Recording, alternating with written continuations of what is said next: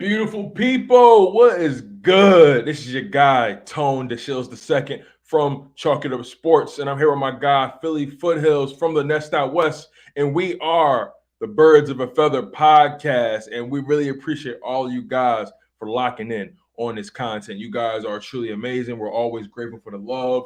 Just a friendly reminder, make sure you hit that like button, make sure you guys share the content, and also, we are live on YouTube channels. We are live on the Nest Out West and we are live on Chalk It Up Sports. So make sure you guys lock in on the content. Make sure you guys subscribe to both channels, like both channels. Man, the love is always felt all across the world. Listen, I was checking my analytics and I'm getting a lot of love in Australia, the Philippines, New Zealand, the UK, Canada. Man, oh man. Hey, listen, Foothills, we going global, baby. Yes, sir. Yes, sir. What's going on, everybody? Thank you for joining us for another Birds of a Feather, the podcast. We appreciate you, each and every one of you. Like I always say, to all the content, you guys are the food and the water. Each and every one of you, all you subscribers out there, all you the people that have been loyal from the soil, as my man here likes to say, guys, keep us going. So make sure that you keep us subscribed, keep us locked in. Make sure you turn those notification bells. And like he said, make sure you hit that thumbs up for both channels because we are double live streamed once again. And the more and more we get the like buttons, the more it gets pushed out into that YouTube algorithm, the algorithm, as I like to call it. So, yes. Oh, let's man, go, baby. For sure, man. So much to discuss, so much to talk about, man.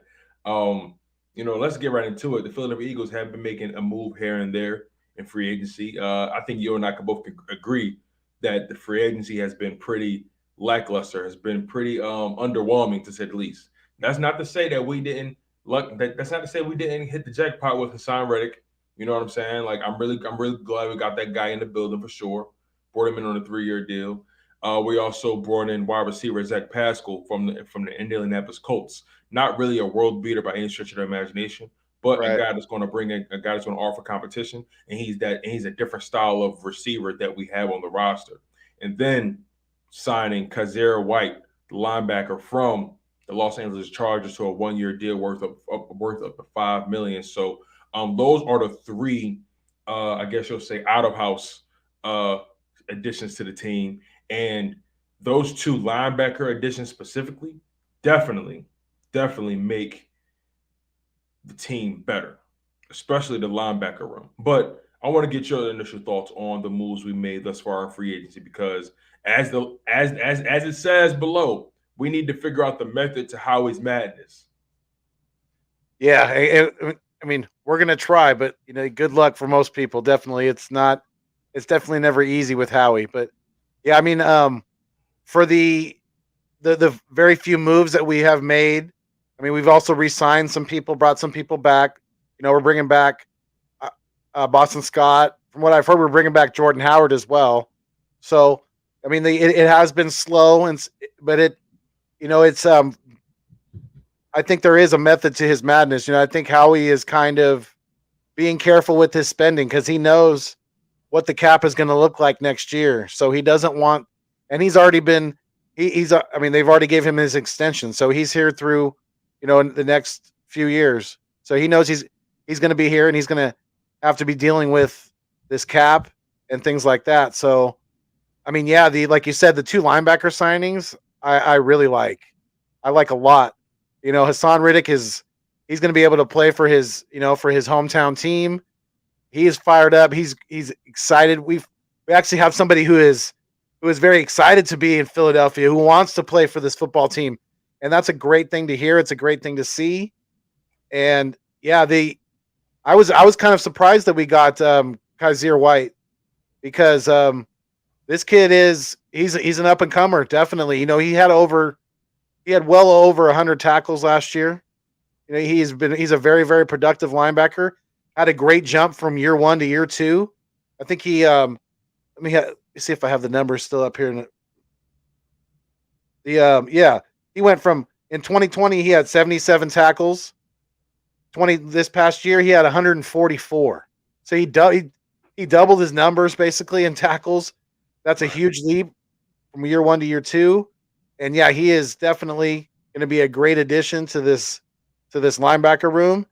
And I could see depending on what kind of if we're switching in between 3-4 and 4-3, I could see a combination of the two of them, the two additions that we've added, along with TJ Edwards and and Sean Bradley.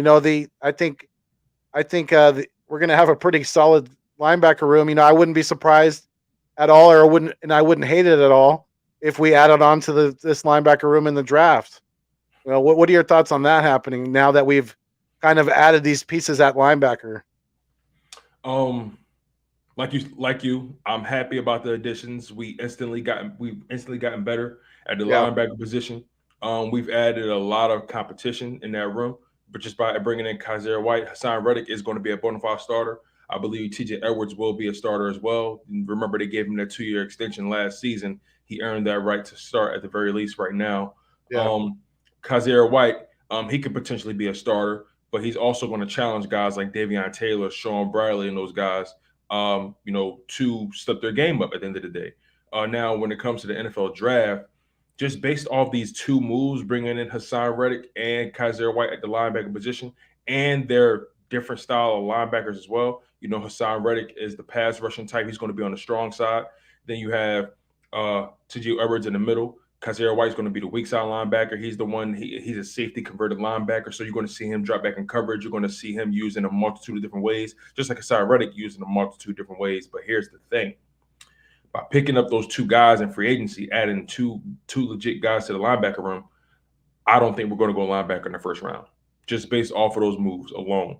When you add two guys of that skill set, you're pretty much saying that you're going to go in a different direction in the first round. That's not to say they won't go linebacker in the second round or even the third round.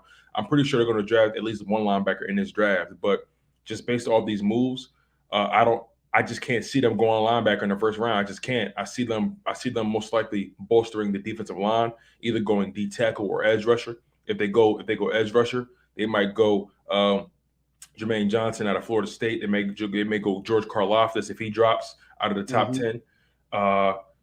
They may go Jordan Davis at D tackle. They may go Winfrey or Leal out of Texas A&M. So they have some options, but I really anticipate this team going D line in that first round. And again, we got 3 first-round picks. I think it's going to end up being something like this. We trade one of those picks. Either one of those picks are going to be the 16th or the 19th overall pick that we trade. We pick 2 guys. One of those guys are going to be a defensive lineman, and the other guy's either going to be a corner if they drop or a wide receiver. The thinking on that is not out of the realm of I think where the Eagles are at. I think you're pretty close. Definitely, you're right in that ballpark. The fact of the matter is that we still do need corner help. So there's a good chance, if Booth Jr. or if maybe even Elam, if either one of them are available at, it's like you said, at like 16, 15 or 16, possibly, I wouldn't put it past us to maybe package up a couple of these picks to try to move up into the top 10. Don't put that out of the realm of possibility for the Eagles to do as well, because Howie's been known to make some moves on draft day. So I don't necessarily see us standing pat with all 3 of these picks. I think you're right. I think we're gonna make 2 picks out of these, top 3, or out of these 3 picks that we have in the first round. I think some way, somehow, it's going to get combined down into 2, and more than likely, we probably, depending on the draft board of when we pick, more than likely defensive line. That's a good possibility. Corner is going to be probably pretty strong still, and if we're sitting at 19 and there's one of the top wide receivers sitting on the board, don't be surprised, Eagles fans. Don't be surprised, and don't lose your freaking minds if we take another wide receiver in the first round, because it's a possibility. They're talking about it more and more. Yeah, for sure. I actually don't think they're going to try to trade up in the top 10. I really don't think so, because in my opinion, let's be honest. So far, have we really heard any, or is there anybody in this draft really that we would consider to be a generational talent? Like someone who, like, for example, when Trevor Lawrence, right, at the quarterback position, like Yeah. he was a bona fide generational talent, based off everyone's evaluations. Uh, I'm trying to think who else we consider to be a bona fide generational talent. When Chase Young was drafted, he was supposed to be a generational talent. Yeah. There's always those guys that are considered to be freaks of nature, right? I don't really get that from this draft, in my opinion. I'll be honest with you, I feel that the I Eagles said are that about Parsons last year going into the draft. I said it. right. He was one of those guys. I said that's a generational talent right there, and he's I agree. looking like it so far. Right. And I just don't feel that nobody really is worth trading up into the top 10 for, if I'm being honest, unless you're trying to get, one of those top offensive linemen, but other than that, I just don't see the Eagles trading 2 picks to get one to move up into the top 10 and get a guy who you never know may not be even as productive as a guy that you may find, in that 15 to 20 range or 25 range. You know what I mean? Like, I just feel like I just don't think there's, and even from a quarterback position, if I'm being honest, the only way I trade up is if it's a quarterback that I know for a fact is bona fide. And there's no quarterbacks in this draft that are stamped like that. That's just my humble opinion. Yeah, unless there's one that Howie and the crew are overly enamored with, and maybe they take a couple of maybe they take 15 and 16 and Jalen Hurts and package them up and send them to Houston and move up into the top 3. They would get the third pick with that deal. I don't know if maybe they would do that for a guy like Kyle Hamilton. I don't know. It'd be very interesting. Yeah, it definitely would. We're gonna have to do a live on draft day. Definitely, it's gonna be fun. Here's the thing. I'm not sure. I think I may have for my job. I think I might have something lined up on draft day already. So Okay. yeah, I'm not entirely sure if I'm going to actually be free to Yeah. do anything on my channel on draft day. But you're right. You brought up somebody interesting, Kyle Hamilton. He is a generational talent at the safety position. I will say that. He may be the only one, in my humble opinion. But other than that, I feel we'll be better served staying where we are and picking the guys that fall to us, because guys are going to fall to us. And then more quarterbacks, in my opinion. Some of these quarterbacks are going to move up in the draft. They're going to get chosen a little earlier, just because teams are desperate for a quarterback. And you never know, one of these corners may fall. One of these wide receivers may fall. If I'm the Eagles, the wide receiver that I'm looking at is Traylon Burks, with the wide receiver at Arkansas. Okay. And he's more of a later first round, second round guy. 6'2", 225 pounds. He can definitely go in that. He can definitely get drafted in that, I want to say, 12 to 20 range for sure. Mm-hmm. It's all about if he falls to us. So, Traylon Burks, man, he from in my opinion, from a physical standpoint, he has everything that we need, and he'll fit into this offense perfectly. Big body guy, can move the chains, plays the game a little with a little bit more physicality than the guys we have already. That'd be a perfect compliment to guys like Devontae Smith, who's your route runner, your wide receiver that can get instant separation. Then you got Quez Watkins, the guy who's your burner, your speed guy at the number 3. Then you bring in Traylon Burke, a guy who's 6'2", over 220 pounds, that chain mover, that possession wide receiver that can go up and get the ball. With that wide catch radius, that's the kind of guy we need. We don't have anyone that can legitimately move the chains at the wide receiver position on a regular basis, and that's not afraid to run across the middle. Yeah, I have to give it to you. That's a name I haven't heard a lot of people talking about as far as us drafting. But yeah, there's a few. I'm not big on Olave, but I like the kid from I like the kid for multiple reasons from Ohio State, and I like the kid from USC too. But Olave, I think is Drake Olave London out of USC. Yeah, I know you're right. talking about. Yep. Olave to me is kind of like he's like a Will Fuller, but with a little better hands. That's basically what he is. And I'm not saying he's injury prone like Will Fuller, but he's kind of that straight line speed guy. He doesn't have much outside of that, and I'm not super high on Olave, but Yeah, that kid from the kid that you mentioned, he is definitely somebody that I hope is on the Eagles' radar. For Another, sure. another. If we were to wait to the second round to I think we're pick 51 in the second round, um, a guy that me and the East meets West guys are big on is Christian Watson. Christian If he's Watson. available, Is that kid from North Dakota State? yes, yes, sir. I've I heard of think him. he's ready for the NFL. From a physical standpoint, he is a freak. Isn't he like 6'4", 6'5", like 230 pounds, something like that? And he runs like Yeah, a 4.3. he's a big kid and he's quick, like you said. So yes, he's pretty freakish when it comes to his athletic ability and he's got he's tough. He's got good hands. He's built. He's like you said. He's got a good frame on him already. So he's NFL ready. He is. Yeah, for sure, man. And that's the kind of guy we need. I'll be honest. I'm tired of these little guys, and that's nothing against Devontae Smith. I love what he brings to the table. Nothing against Quez Watkins. He had a pretty good season last year.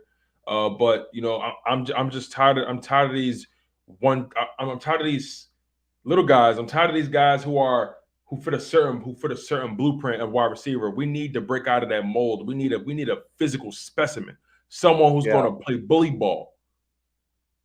Yeah. We need an Anquan Bolden type, somebody who is Yeah. not afraid, to get down, get dirty, get those tough yards, like you said, go across the middle, do whatever it takes, basically, to get the job done. And like you said, he's gonna let the opposing team know that it's not going to be fun when they come to, when they try to bring the wood to tackle him. He's going to bring it right back. Yeah, for sure. Now, I want to pick your brain on this, right? Because, I know that Howie Roseman has been saying that they're all in on Jalen Hurts. I know that's what he's been saying, right?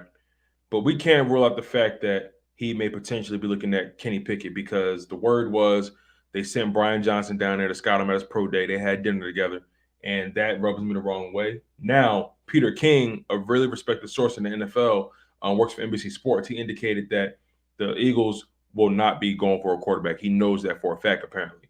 I don't know how true that is, but what are your thoughts on the Eagles potentially going quarterback, and or do you even believe that they will? You're talking about in the first round? In the first round, yes. I don't see it. I don't see that happening. I mean, obviously, with our GM, crazier things have happened, so you never really know. But that would just be, to me, that would be a boneheaded move. It'd be a really bad look once again for Howie. It would sour people even more of not wanting to come here because of him and because they have to deal with him as far as dealing with their contracts and all that stuff. So I personally don't think that's going to happen. I don't see it happening. I think that Howie has he's kind of got to stick to his word and at least give Jalen another year. If Hurts doesn't progress this next year, if he if he plateaus or if he digresses, then if he goes in the reverse as far as production wise, as far as being able to read defenses, being able to see the field like he should, then that's another story. But yeah, I just don't. It's a pretty average quarterback class. I mean, usually there's a couple guys who are above and beyond everybody else. They're going to Right. go 1 and 2 usually, or right around there, or at least go in the top 5. But yeah, I don't know if I really even see. I mean, there may be a couple teams that take a quarterback in the top 10, but this quarterback class, like I said, is just pretty plain Jane. So yeah, I don't see us making a move like that. I think if we make a move into if we trade up and move up into this draft, I think it's going to be for a defensive player, whether that's a corner, whether it's an edge rusher, whether it's a defensive lineman. We'll see, but Right. I don't know. the Eagles may shock the hell out of a lot of people, and they may stand pat. They may pick at 15, 16, and 19. They may just try to load up, and see if how many darts they can get close to the bullseye as possible. You know what Right. I'm saying? Interesting point. No, that's an interesting point because I think they would be better served at if they do make any sort of drastic moves. If there's no one in that first round that you're sold on after you made your first two picks, trade one of the first round picks so you can have another first round pick for next season. You know what I mean? And then Yeah. and then at that point you don't have to feel pressure because this draft is deep with defensive talent. And you really don't have to reach in this draft if you draft correctly. That's why I'm actually glad we're nowhere near the top 10, because being at pick 15, 16, and 19, you have that. It's really hard to miss in those spots, in my humble opinion. Like you said, there's no players who are head and shoulders above everyone else. There's not many players in this draft that you can say without a doubt is head and shoulders above his peers. Maybe Kyle Hamilton at safety, but everyone else, in my opinion, I don't think they're head and shoulders above everyone else. I don't think there's a drastic difference between Aiden Hutchinson and Kayvon Thibodeau. And then when you go after there, you go, George Karlaftis. Or then you got Jordan Davis, right? Jermaine Johnson. I just don't think there's a drastic disparity between their talent level because it all depends on where they go. Like none of these guys, in my opinion, are plug and play. Like where they can just fit anywhere and be dominant anywhere. I just don't see that. Maybe Kyle Hamilton, but I just don't see that anywhere else in this draft. So I don't think the Eagles have to be desperate. They don't have to make any sort of sudden moves or knee-jerk reactions. They can really play the field and just choose the guys they want. Really, you really can't miss in those spots. Yeah, I think to a certain extent, I think Jordan Davis is plug and play. I mean, he's going to be a very dominant run defender in the NFL. That's something that we could definitely possibly use.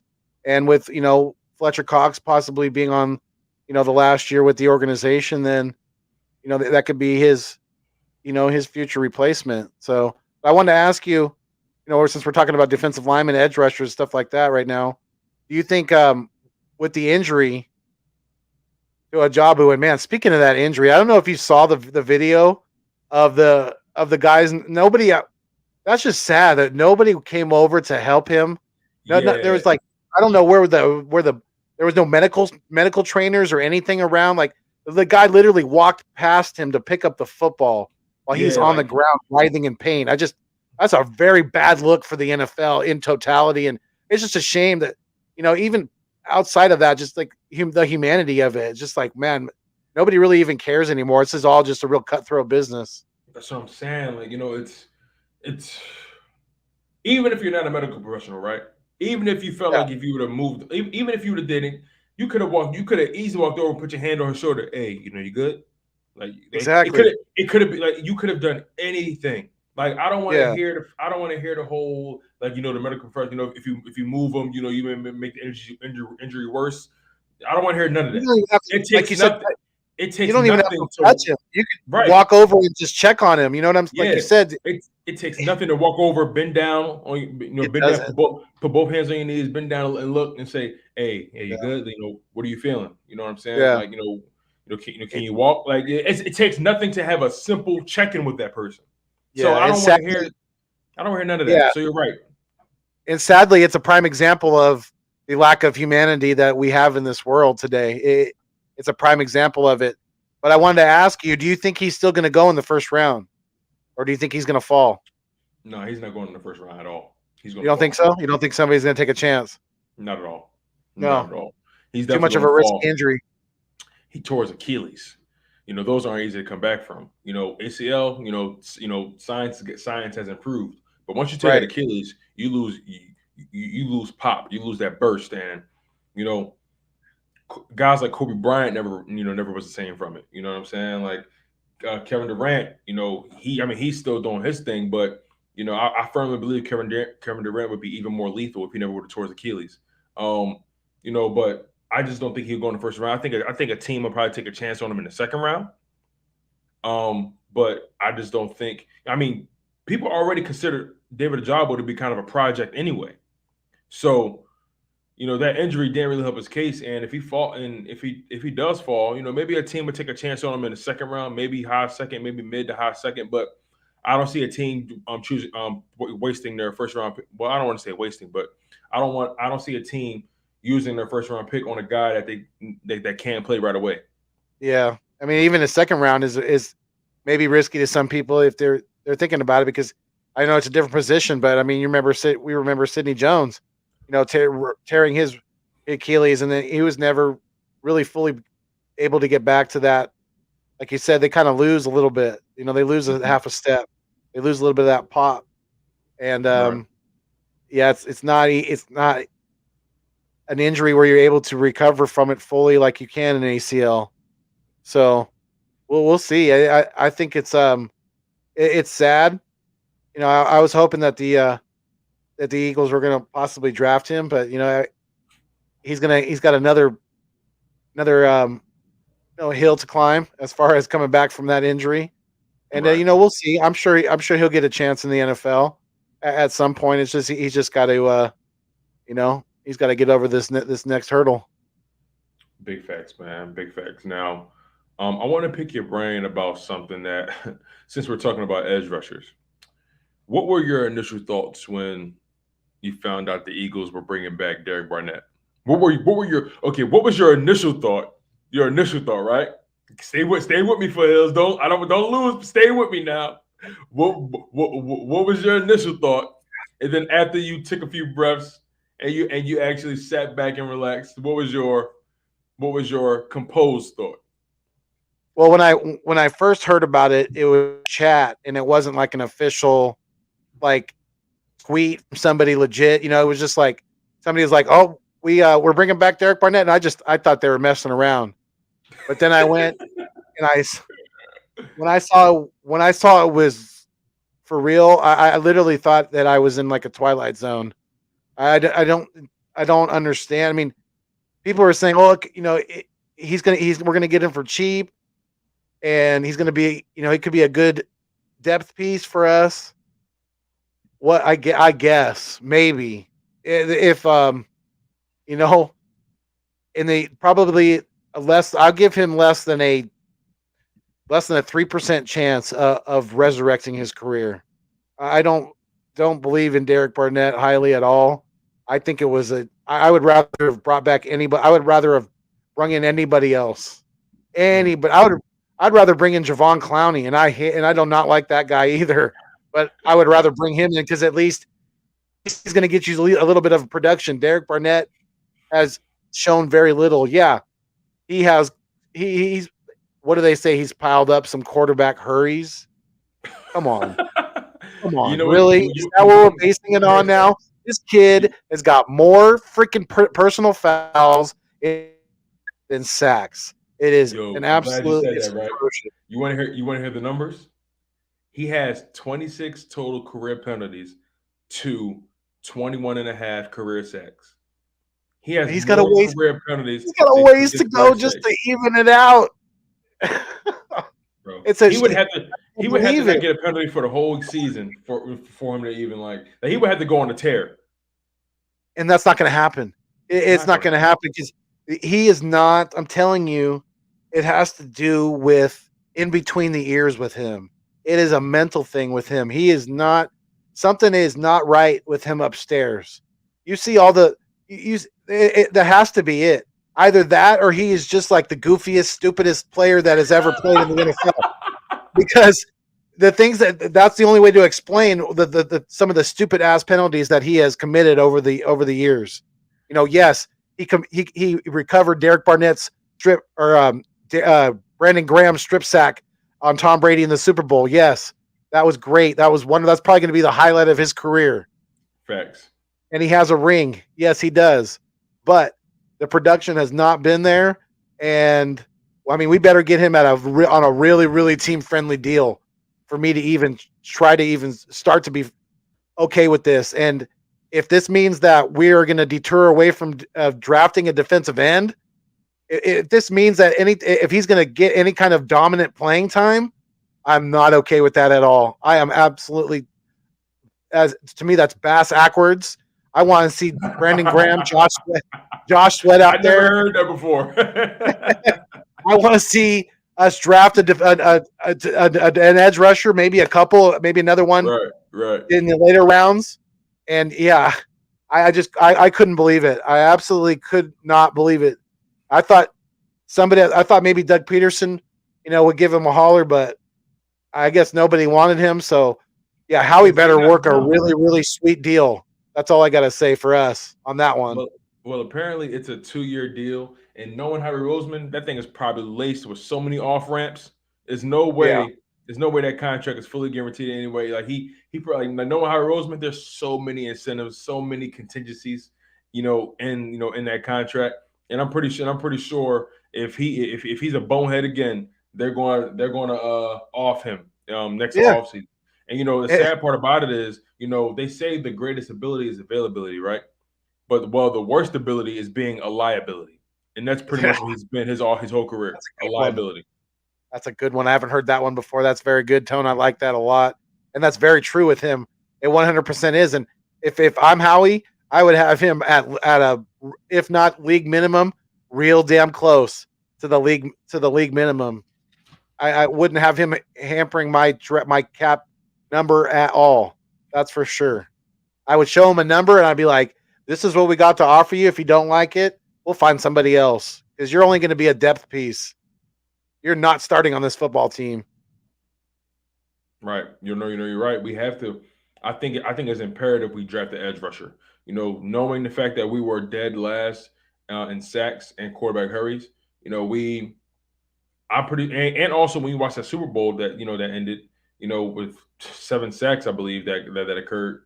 You Yeah. know, your pass rush and your offensive line can change the complete outcome of a game.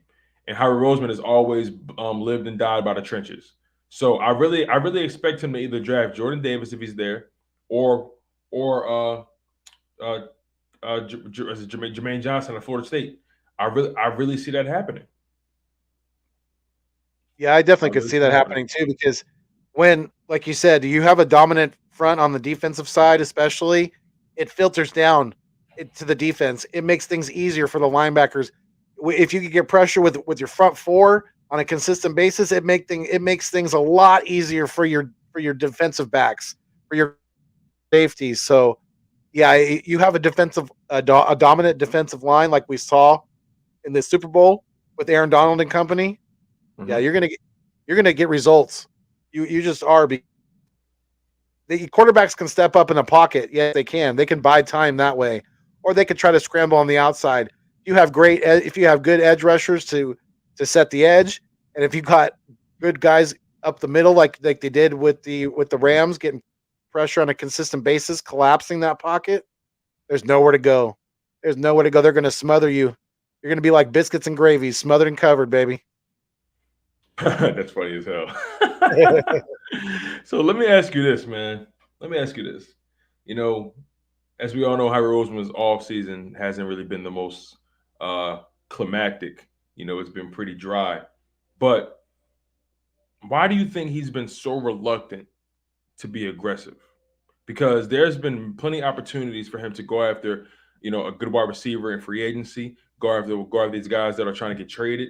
He's had opportunities to really help Jalen Hurts. Why do you think he's so reluctant to really give Jalen Hurts the weapons he needs to be successful? Is it a money thing? Is he being cheap? Does he not want to commit this amount of money to these guys? Like, what do you think it is? Yeah, I think a lot of it does have to do with the. I think it's a combination of thing, but a combination of a couple things, but I think mostly it is the money. I think it also too is that Howie isn't fully sold on Jalen, and if Jalen doesn't really prosper this year and take that next step that we want to see him take, then I think Howie's trying to leave the door open, to possibly bring in a different quarterback next year, whether through free agency or it's drafting one. I don't know. I haven't heard much about the next year's college class as quarterback goes, and I'm not a big college football guy, so I couldn't really even tell you. But I'm just trying to look at it as how possibly looking at it. And another thing too,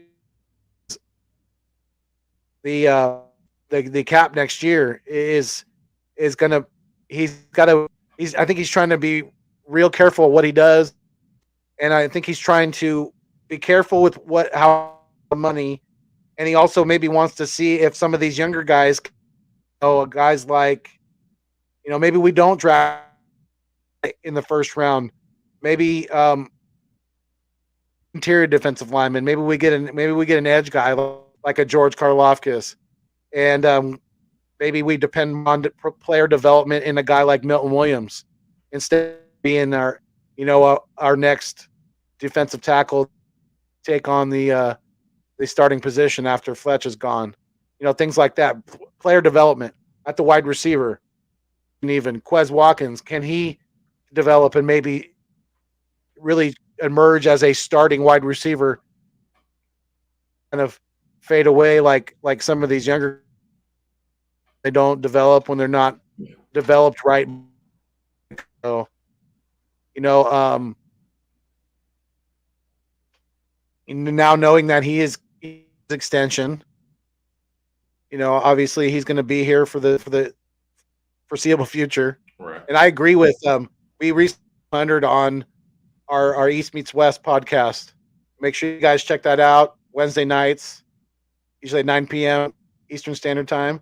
But 500 was on with us past week, and he's come to the realization that, and he believes, and I think I'm starting to believe it too, that Howie Roseman's never going to get fired from this football team. As long as Jeffrey Lurie is the owner of this football team, Howie Roseman's not going to get fired.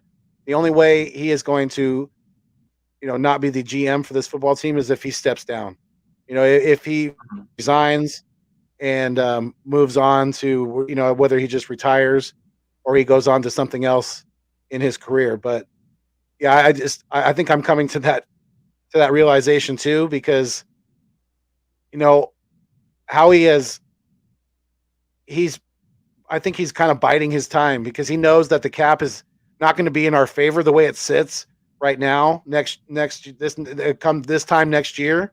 So he's got to, he's thinking ahead, I think, and he's trying to, give us a few pieces, but obviously nothing is, we haven't had that, that home run of a signing that's just blown people's socks off, so to speak. But I think that he's trying to be very, very cautious spending, because future that is like that next year. I can feel that. Yeah, the TV money is going to kick in soon, and like you said, maybe he's biding his time. Maybe he's just trying to do just enough this season. Make some modest moves, Right. and he doesn't want to fully jump out the window on a particular guy. But here's the good thing about this situation in totality. You're in a low risk, high reward situation with your quarterback. At the end of the day, this team is not necessarily built to win right now. We can be competitive. We're gonna give some teams some headaches, sure, but we're not built to win the Super Bowl right now. And it all depends on how certain players pan out. And they're in a low risk, high reward situation with their quarterback. The low risk being that you don't owe him that much money. He's still on a rookie deal. He's going to his third season. You're going to have to pay him after next season if you decide that he's the guy, he's your quarterback. And if he is the guy, if he takes his numbers to a whole nother level, if he takes his career to a whole nother level, then you win. So the Eagles are in a win-win situation. They're in a low-risk, high-reward situation. There's no need, if you really think about it, to make a knee-jerk reaction. In my humble opinion, I just feel that you can at least make one move that'll show us, hey, you believe in this kid. And no move so far has shown that they fully believe in this kid. All we're forced to do is really take their word for it. And that's not really enough for me. I need you to help this kid Devontae Smith, take some pressure off him. You know what I mean? I just need something a little more. Now, again, bringing in a guy like Zach Pascal, yeah, he's gonna challenge these young guys, to step their weight up and for them to, fight for their right to be in the starting lineup. He's going to challenge guys like Jalen Reagor. He's going to challenge Greg Ward, challenge J.J. Arcega-Whiteside. He's going to challenge all those guys, even Quez Watkins. But, Zach Pascal, he is a big body guy. We'll see if he's able to take his career to another level. in Philadelphia, being under Nick Sirianni. He has a strong relationship with him, but it just would have been good to see him make a move that indicated that, hey, okay, he's trying to get this kid some weapons, so so he can take his game to another level. But there's still some options out there. You got Julio Jones, who's available. You got Jarvis Landry, who's available, but the word is he's looking for a big deal. Howie Roseman's not going to give that up. Right. And then you got Devontae Parker, who the Eagles could potentially trade for from the Miami Dolphins. The Miami Dolphins brought in Tyreek Hill. They got Jalen Waddle. They signed Cedric Wilson from the Cowboys on a 3-year deal. So Devontae Parker is kind of the odd man out. And, I'm pretty sure the Miami Dolphins are looking to recoup some of those picks they gave up for Tyreek Hill. So it's going to be interesting to see what Howie Roseman does. Overall, he doesn't have to rush. He doesn't have to necessarily make a flamboyant move, to sort of speak. He can sort of just pace himself and survey the lay of the land. He doesn't really have to. I mean, let's be honest. The NFC isn't loaded in any way, so he can honestly gauge how good his team is as presently constructed in this NFC. And it's a path of least resistance. The AFC is loaded; they're going to cannibalize each other. And Sure. by the time these teams get to the playoffs, they're probably going to be so worn down. It's going to be it's an arms race in the AFC, and in the NFC, the teams you have to worry about really the Rams, Buccaneers. I think the Packers are going to take a step back, in my opinion. Losing Devontae Adams was huge. Yeah. And who knows if they make a move to try to bring in DK Metcalf or another wide receiver. You never know. But I just feel like losing Devontae, Aaron Rodgers' most trusted confidant on the football field, losing that guy is huge. And I really feel like the Packers are going to take a step back. I believe the San Francisco 49ers are going to take a step back. The Cowboys are going to take a step back. I think the Rams got better at an Allen Robinson. I think the Buccaneers are going to still be a threat. Did the Rams add Bobby? Did they add Bobby Wagner too? I know they were talking to him. They were not talking officially, to him, but here's the thing: Bobby Wagner wants $11 million per year on a 1-year deal, and he's worth it. The problem is the Rams can't afford him. He met with the Rams, he met with the Ravens, and the Rams want him to take a team friendly deal. But we'll see if he does take it. He doesn't have to. Another thing, Bobby Wagner doesn't have to rush to make a move either. He can wait until after the draft, wait until somebody probably gets hurt, until his services are, until a team is desperate and willing to concede to his demands. He doesn't really have to make a drastic move. He can really just take his time. And trust me, a contender will call. Yeah, they will definitely. There's the opposite side of that coin. That the longer that the time goes on, if nobody is calling, then their price tag is going to go down. It definitely is. A guy like the Honey Badger, the more time goes without him having any offers on the table, you get past June 1st, and his price tag will get a lot cheaper. That's for sure. That's a fact, especially depending on how bad you want to play. The closer you wait to get to that season, your asking price is slowly, being knocked down little by little. That's kind of you get that house note for the house in Malibu. You're like, oh, yeah, I think I need to get some game checks going. Yeah, let me get a contract somewhere. Mm-hmm. And then that's kind of what happened. That's kind of what happened with Steven Nelson last year. He tried to survey the land. Exactly. And Howie Roseman, somehow, some way, because the rumor was we was going to get him, but Howie Roseman definitely put his bid in, but he was patient. Somehow, some way, Howie Roseman was confident enough that the guy was going to be there post draft, and he signed him. So maybe, who knows? Maybe we look at Bobby Wagner, but there's a guy that's been rumored on Twitter. Even it's been confirmed that his wife was talking to Darius Slay's wife. Stephon Gilmore. So that's kind of starting to seem a little bit like last year with Steven Nelson, being on Twitter, and he was following a lot of our players, and he was, I think he was following the Eagles and things like that. So yeah, when players put out certain signs, I think the Eagles are definitely if they sign Gilmore before the draft, we're not taking a corner in the first round. You could cross that off the list too. Agree. And if we do sign Gilmore, you can make an argument that the Gilmore Slay combo is arguably the best cornerback tandem in the NFL. You can make an argument for that. Definitely. I would. The most, I could. the most seasoned, the most I, experienced, the most talent. You can make an argument for that. yeah, I mean, name me another one that's in that upper echelon. I think there's not very many out there. Not very many I could think of.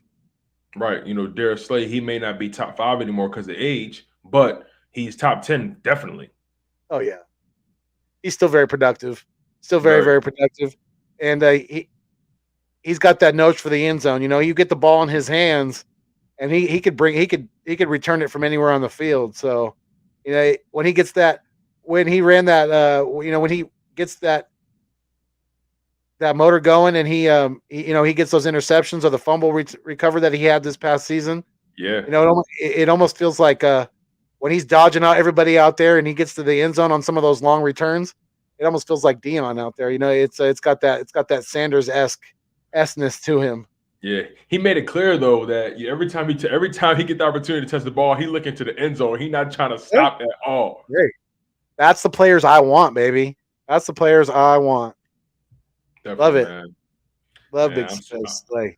I'm super excited, man. We got like another 15 minutes left, so we're rocking hard. We got 12 people in the live stream. Make sure you guys continue to smash that like button. We're so grateful. And just a friendly reminder, we are live on 2 YouTube channels. We are live on Chalk It Up Sports, my channel, and we're also live on Philly Foothills, the Nest Out West. So make sure you guys are liking and commenting on all the content. Make sure you guys are subscribed. The links are available down below the stream. So make sure you guys click the links and go support Philly Foothills, man. Support Chalk It Up Sports. We really appreciate all the love you guys are delivering, man. The content is always going to keep grinding it up, and that's just how we live in. So, let me ask you this question, Foothills.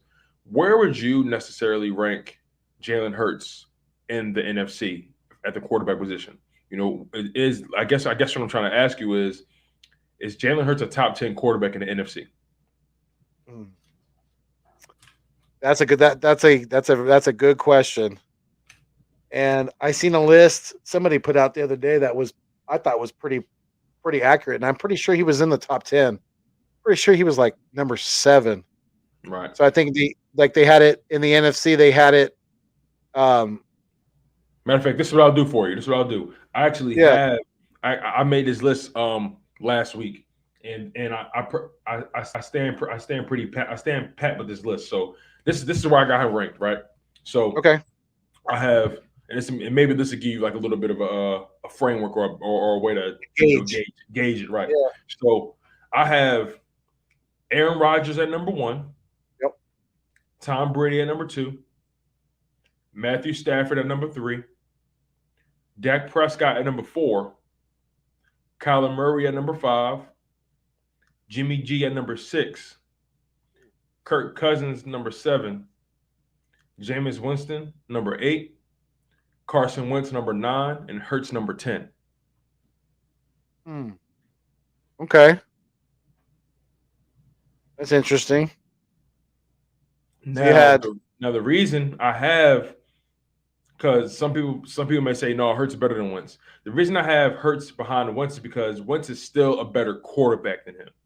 He still can make certain throws that Hurts can't. Now Wentz may be a bonehead. He may lose you a game because of the decisions he makes. He may be a risk taker, but I still think Wentz is a more technically sound quarterback than Hurts.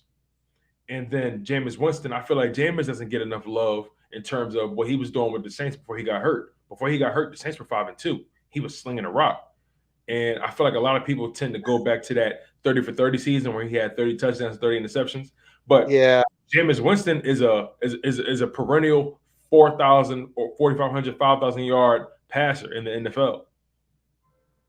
See, that's the thing with Jameis Winston, and I've been saying this for a while now, is that the kid would have been so better off if he would have got drafted by the Saints. Yeah, I say that because he lacked that. He needed that discipline, that structure, that discipline coaching that he didn't get when he was first in the league, and that the bad habits just manifested themselves and they grew and they Great got point. bigger and bigger. Great And point. if I don't know if those sometimes you get stuck into bad habits that you can never break them, and he may be at that point because it's just it's kind of Now, it granted, gets he was trending. He was starting to knock the bad habits down. Sean Payton really was reeling him in. It was the he perfect was situation, he and was then he got hurt. And but he just seems to have been, in my opinion, he's been maturing as a man, maturing as a player, maturing as a leader. And I believe Jameis Winston is going to have a great year this season. Now I don't know how he's going to continue to develop under this new coaching staff in New that's Orleans. what I worry about, right? I worry about that. Will he Yeah, feel like he needs to do too much? You never know. yeah. Michael Thomas is coming back, so he'll have a legit weapon to throw that ball to. So we'll see what happens with that. But yeah, go ahead. I mean, just that. I mean, I can agree with you to the the Wentz over Hurts argument that you know Wentz is just he's more experienced at this point, and that and like you said, he can make some throws that Hurts can't right now, and he probably he probably sees the field better than Hurts right now at this point in their careers. So I A figment better, yeah not drastically better, but definitely better. yeah And just and that's everything probably else just because though, of and that's just because of the experience. You give the you give Jalen the experience that Carson has had, then he's probably going to be he's probably going to be better than Carson is. So you know I I can't argue with your list that much at all. The Jimmy G is he is he's middle of the road like as far as the top 10. So I can't argue with that. Kirk Cousins is man, Kirk Cousins is like he's it's crazy with him. He's like mastered the art of the getting finesse. fully guaranteed money with not producing hardly anything out there on the field, especially as far as like playoff wins or anything like that. I mean, he couldn't even win anything with the same team that freaking Case Keenum took the dang Vikings to the NFC Championship with. It's That's a good like point. That's a good point. wow. It's just Yeah. but yet he has made over 200. I think it's like he's made over 240 million fully guaranteed. You don't hear that fully. You're starting to hear that a little bit more in the NFL. Like Deshaun Watson just got all that fully guaranteed money from Cleveland.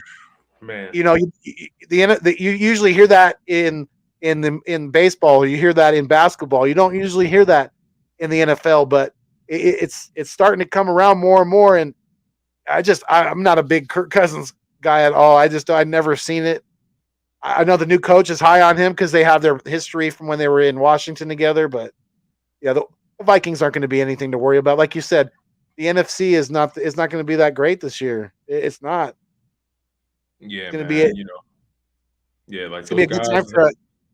for a team for an average team to maybe rise and take advantage of it. Absolutely, and those guys I mentioned, like the guy, like after Rogers, Brady, Stafford, Dak, all the way through Dak, Kyler, Jimmy G, and Cousins, Yeah, they're give and take with me because Kyler Murray, in my opinion, he took a step back in that playoff game. I never seen him look so discombobulated as a thrower, and that team was regressing as the season came to an end. And once D Hop went down, he had a hard time elevating the guys around him. So I got to hold that against him. But Dak, I just feel like give or take, you might have a day where Dak is better than Kyler. Kyler may be better than Jimmy G one day. Jimmy G might be better than Dak. Cousins may have a better week than Dak. Like that four, like after Rogers, Brady, Stafford, it's really like on a week yeah, by week basis, week to week basis. it very much so is because the and that's where you kind of separate that elite from that secondary tier. Because that secondary tier is a lot less consistent. Like you said, it could be week to week. It could be any one of those guys could be they could jump the other one because of their one guy could have an off week and the other guy could bounce back from having an off week the week before. So yeah, that's what really separates the elite from the rest is just how consistently good they are week Yeah, in and week out. and the beauty of that is that's where Hurts can sneak in like a thief in the Hmm. night. Right. because after Rodgers, Brady, Stafford, those are considered to be the top three guys in the NFC. He can weave his way through and surpass guys like Jameis, Carson Wentz, Cousins, Kyler, Dak. If if Sure. he if he takes his game to a level that we didn't anticipate, and that's the thing about Jalen Hurts this season. And we're going to close it out on this topic. What's your stat prediction for Jalen Hurts? And I don't even mean running because we know what he's going to do running the ball. He's going to give you over 500 yards rushing. Probably going to rush for about 6 or 7 touchdowns throughout the year. You're going to get that. That's a foregone conclusion. From a passing perspective, what are your final thoughts on Jalen Hurts as to what you expect or what you would like to see from him from a stat perspective to indicate that he has taken that next step? Because we all know he has to improve his vision, his field vision. We all know he has to improve his pre-snap reads. We all know he has to get better at ball placement and throwing with anticipation, right? But from a numbers perspective, strictly, what would you like to see from him? And just to give you some context, he threw for over 3,100 yards this season, Right. 16 Yeah, I touchdowns, remember. 9 interceptions. So so Right. so what do you need to see from him from a stat perspective to show you that okay, he is the guy that I want to invest in long term? So I want to see the completion percentage go up more because Mm, that was not even at 62%. So I want to see that. I want to see that at least at 70. I want wow. See, I was going to throw him some bell and say, give me 65 or 66.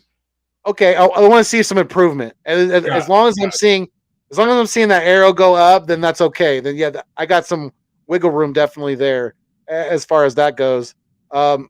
Yards that can I could definitely I could see him um being a right around that. I could see him being right around that 4,000 yard mark next year.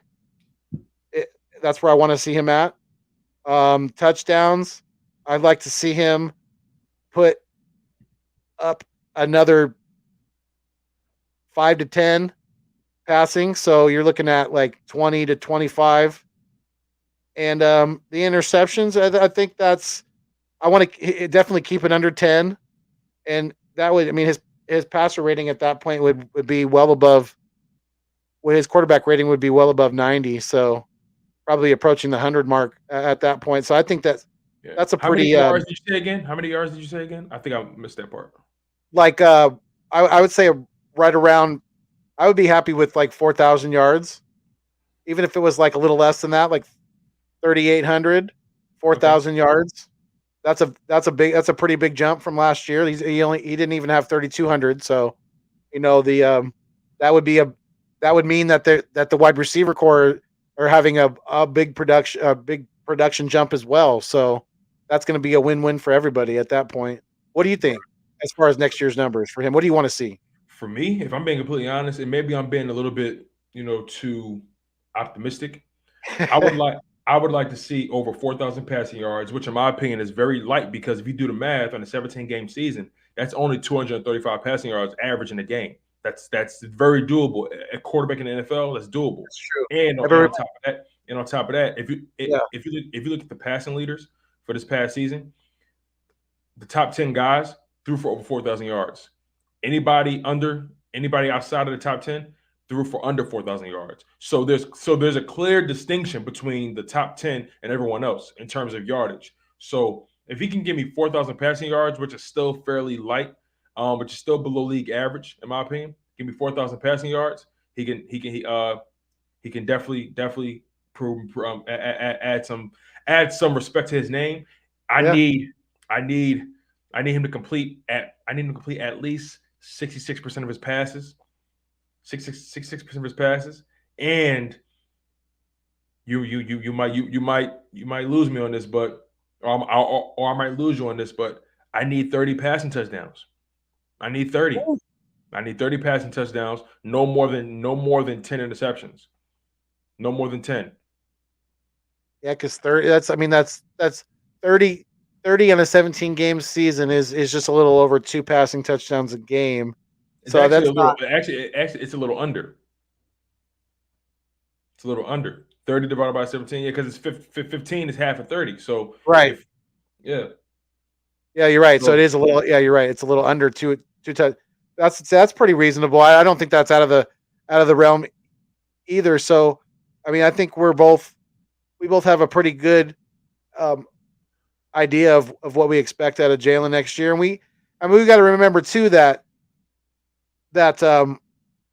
I think we're hoping that we have a balanced offense and that maybe we're even a little more run heavy than we do pass, and we try to control the ball, control the line of scrimmage, and really set the tone and be a physically dominant team with this offensive line.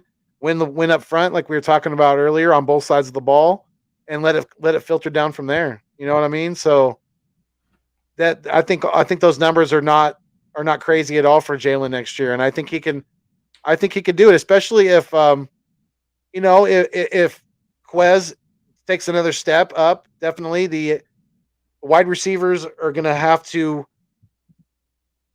They should. I hope they really take advantage of getting a veteran in like a Zach Pascal, because he's been in this league for a few years now.